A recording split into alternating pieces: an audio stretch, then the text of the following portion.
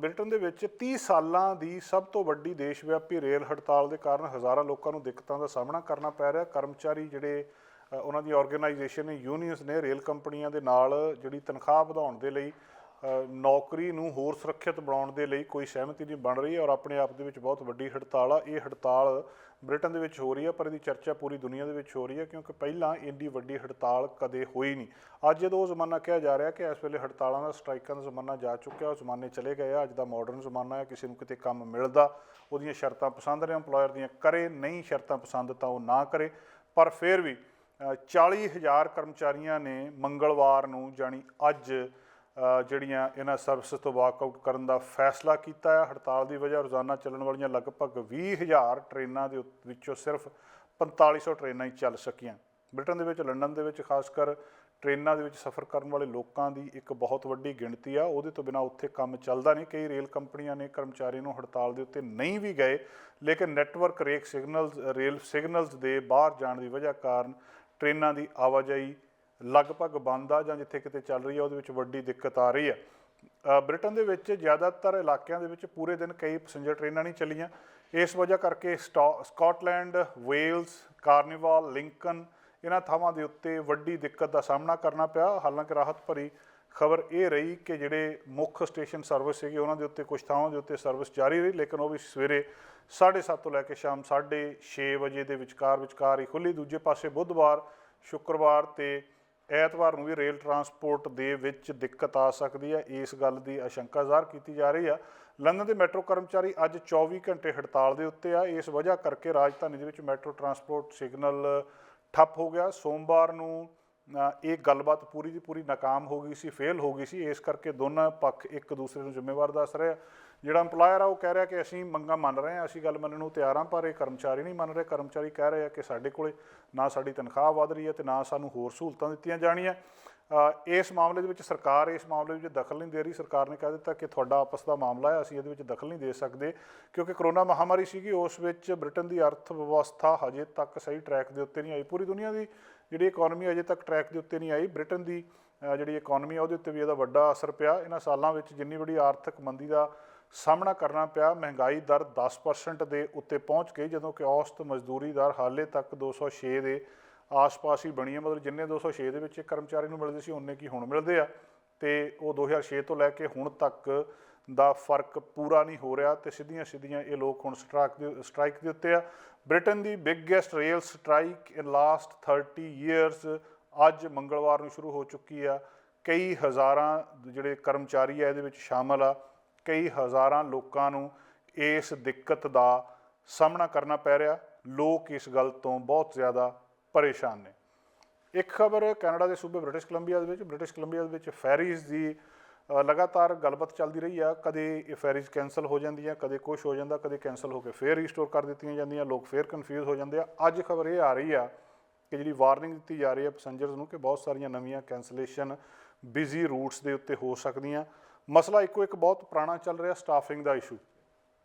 ਕਰਮਚਾਰੀ ਨਹੀਂ ਮਿਲ ਰਹੇ। ਹਰ ਫੈਰੀ ਨੂੰ ਚਲਾਉਣ ਦੇ ਲਈ ਇੱਕ ਘੱਟੋ ਘੱਟ ਰਿਕੁਆਇਰਮੈਂਟ ਆ ਕਿ ਇੰਨੇ ਟ੍ਰੇਨਡ ਬੰਦੇ ਜਿਹੜੇ ਕਿ ਉਸ ਕੰਮਕਾਰ ਦੇ ਟ੍ਰੇਨਡ ਹੋਣ, ਉਹ ਉਨੇ ਜ਼ਰੂਰੀ ਆ। ਉਹਦੇ ਤੋਂ ਬਿਨਾਂ ਫੈਰੀ ਚੱਲ ਨਹੀਂ ਸਕਦੀ। ਉਹ ਬੰਦਿਆਂ ਦੀ ਘਾਟ ਆ। ਬਹੁਤੇ ਲੋਕ ਇਸ ਫੀਲਡ ਦੇ ਵਿੱਚ ਅੱਗੇ ਪੜ੍ਹਾਈ ਨਹੀਂ ਕਰ ਰਹੇ, ਇਸ ਪਾਸੇ ਆ ਨਹੀਂ ਰਹੇ। ਸਟਾਫਿੰਗ ਦਾ ਵੱਡਾ ਇਸ਼ੂ ਇਸ ਵੇਲੇ BC ਫੈਰੀਜ਼ ਨੂੰ ਆ ਰਿਹਾ। ਦਰਜਨ ਤੋਂ ਜ਼ਿਆਦਾ ਜਿਹੜੀਆਂ ਸੇਲਿੰਗਸ ਨੇ ਪਿਛਲੇ 9 ਦਿਨਾਂ ਦੇ ਵਿੱਚ ਕੈਂਸਲ ਕਰਨੀਆਂ ਪਈਆਂ ਟਵਾਸਨ ਅਤੇ ਸਵਾਰਟਸ ਬੇ ਦੇ ਵਿਚਕਾਰ। BC ਫੈਰੀਜ਼ ਦੇ ਸਟਾਫਿੰਗ ਜਿਹੜਾ ਬਹੁਤ ਜ਼ਿਆਦਾ ਜਿਹੜਾ ਵਰਸ ਹੋਇਆ ਆ, ਜਦੋਂ ਪਿਛਲੇ ਸਮੇਂ ਦੇ ਵਿੱਚ ਜਿਹੜੀ ਟਰੈਵਲਿੰਗ ਸੀਗੀ ਉਹ ਸਾਰੀ ਦੀ ਸਾਰੀ ਦੇ ਉੱਤੇ ਵੱਡਾ ਅਸਰ ਪਿਆ ਆ। ਲੋਕ ਕਨਫਿਊਜ਼ ਵੀ ਰਹੇ ਆ ਜਦੋਂ ਕੈਂਸਲੇਸ਼ਨਸ ਨੂੰ ਕੈਂਸਲ ਕੀਤਾ ਗਿਆ ਪਿਛਲੇ ਸਮੇਂ ਦੇ ਵਿੱਚ। ਅੱਜ ਜਿਹੜੀ ਜਾਣਕਾਰੀ ਇਹ ਆ ਰਹੀ ਆ ਕਿ BC ਫੈਰੀਜ਼ ਕੈਂਸਲੇਸ਼ਨ ਦਾ ਤੁਹਾਨੂੰ ਪਤਾ ਹੋਣਾ ਚਾਹੀਦਾ ਜੇ ਤੁਸੀਂ ਇੱਥੇ BC ਫੈਰੀਜ਼ ਦੇ ਉੱਤੇ ਕਿਤੇ ਨੂੰ ਜਾ ਰਹੇ ਆ।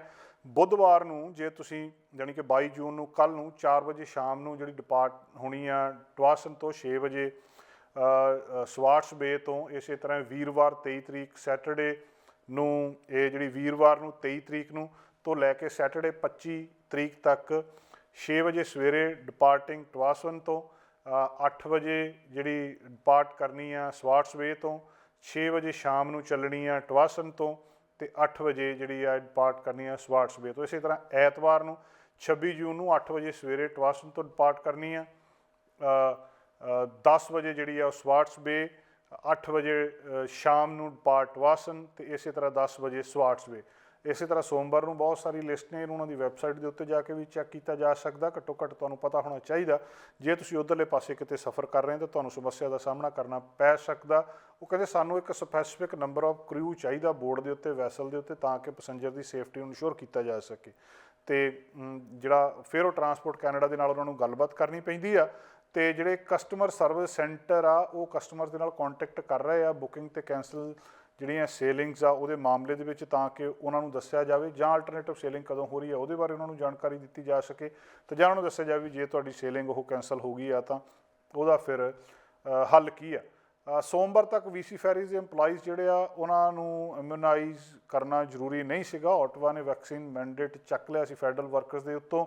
ਸੋ ਕੱਲ੍ਹ ਜਿਹੜੀਆਂ ਕਿਉਂਕਿ ਮੈਂਡੇਟਰੀ ਵੈਕਸੀਨੇਸ਼ਨ ਪਾਲਿਸੀ ਖਤਮ ਹੋਈ ਆ, ਤੇ ਉਹ ਹੁਣ ਇਸ ਪ੍ਰੋਸੈਸ ਦੇ ਵਿੱਚ ਸੀਗੇ ਕਿ 150 ਦੇ ਕਰੀਬ ਜਿਹੜਾ ਇਸ ਵੇਲੇ ਮੁਲਾਜ਼ਮ ਛੁੱਟੀ ਦੇ ਉੱਤੇ ਆ, ਵਿਦਾਊਟ ਪੇ ਛੁੱਟੀ ਦੇ ਉੱਤੇ ਆ, ਉਹ ਦੁਬਾਰਾ ਆ ਸਕਦਾ ਹੈ, ਤੇ ਇਹਦੇ ਨਾਲ ਉਹਨਾਂ ਨੂੰ ਫਾਇਦਾ ਹੋਊਗਾ। ਹਜੇ ਤੱਕ ਬਹੁਤ ਸਾਰੇ ਮਾਮਲੇ ਇਹ ਕਲੀਅਰ ਨਹੀਂ ਹੋ ਸਕੇ ਕਿ ਜਿਹੜੇ ਮਰੀਨਰਸ ਨੇ, ਹਾਈਲੀ ਸਕਿਲਡ ਮਰੀਨਰਸ ਨੇ ਇੱਥੇ ਜਾਣ ਵਾਲੇ, ਜਿਵੇਂ ਚੀਫ ਇੰਜੀਨੀਅਰ ਆ, ਜਿਹਨਾਂ ਨੂੰ ਚਾਹੀਦਾ ਹੁੰਦਾ ਫੈਰੀ ਦੇ ਵਿੱਚ ਟਰਾਂਸਪੋਰਟ ਕੈਨੇਡਾ ਦੇ ਰੂਲਸ ਨੂੰ ਜਿਹੜਾ ਫੋਲੋ ਕਰਨ ਦੇ ਲਈ, ਵੀ ਉਹ ਕਿੰਨੇ ਕੁ ਘੱਟ ਆ, ਜਾਂ ਇਹਨਾਂ ਦੇ ਵਿੱਚ ਉਹਨਾਂ ਦੀ ਗਿਣਤੀ ਕਿੰਨੀ ਕੁ ਆ ਜਿਹੜੇ ਵੈਕਸੀਨ ਮੈਂਡੇਟ ਕਰਕੇ ਘਰ ਬਿਨਾਂ ਤਨਖਾਹ ਤੋਂ ਛੁੱਟੀ ਲੈ ਕੇ ਬੈਠੇ ਸੀਗੇ, ਤੇ ਉਹ ਕਿੰਨੇ ਕੁ ਵਾਪਸ ਆਉਂਦੇ ਆ। ਸੋ 850 EMPLOYEE ਕਹਿੰਦੇ ਰੀਸੈਂਟ ਰਿਕਰੂਟਮੈਂਟ ਦੇ ਥਰੂ ਪਹਿਲਾਂ ਰੱਖੇ ਜਾ ਚੁੱਕੇ ਆ, ਤੇ ਹੁਣ ਲਗਾਤਾਰ ਯਤਨ ਕੀਤੇ ਜਾ ਰਹੇ ਆ ਕਿ ਇਹਨਾਂ ਨੂੰ ਜਿਹੜਾ ਆਉਣ ਵਾਲੇ ਸਮੇਂ ਦੇ ਵਿੱਚ ਹੋਰ ਭਰਤੀ ਕੀਤਾ ਜਾਵੇ। ਦੋਸਤੋ, ਪ੍ਰੋਗਰਾਮ ਦੇ ਅਗਲੇ ਹਿੱਸੇ ਦੇ ਵਿੱਚ ਆਪਾਂ ਗੱਲਬਾਤ ਕਰਨੀ ਹੈ ਘਰਾਂ ਦੀ ਮਾਰਕੀਟ ਬਾਰੇ। ਘਰਾਂ ਦੀ ਮਾਰਕੀਟ ਬਾਰੇ ਅਸੀਂ ਅਕਸਰ ਗੱਲਬਾਤ ਕਰਦੇ ਹਾਂ, 10-15 ਦਿਨਾਂ ਬਾਅਦ ਤੁਹਾਡੇ ਨਾਲ ਅਸੀਂ ਲੈ ਕੇ ਆਉਂਦੇ ਹਾਂ ਗੱਲਬਾਤ ਕਿ ਹੁਣ ਇਸ ਵੇਲੇ ਸਥਿਤੀ ਕੀ ਹੈ। ਅੱਜ ਨੈਬ ਗਰੇਵਾਲ ਜੀ ਦੇ ਨਾਲ ਅਸੀਂ ਗੱਲਬਾਤ ਕਰਨੀ ਹੈ। ਗੱਲਬਾਤ ਇਹ ਕਰਨੀ ਆ ਕਿ ਕੰਸਟਰਕਸ਼ਨ ਦੇ ਉੱਤੇ ਕੀ ਅਸਰ ਪੈ ਰਿਹਾ। ਜਦੋਂ ਸੇਲ ਘਟੀ ਆ, ਅਸਲ 'ਚ ਹੋਇਆ ਕੀ ਆ, ਇੰਟਰਸਟ ਰੇਟ ਵੱਧ ਗਏ, ਵਿਆਜ ਵੱਧ ਗਿਆ। ਵਿਆਜ ਵਧਣ ਦੇ ਨਾਲ ਘਰਾਂ ਦੀ ਸੇਲ ਘਟ ਗਈ। ਘਰਾਂ ਦੀ ਸੇਲ ਘਟਣ ਦੇ ਨਾਲ ਘਰਾਂ ਦੀਆਂ ਕੀਮਤਾਂ ਥੱਲੇ ਆ ਗਈਆਂ।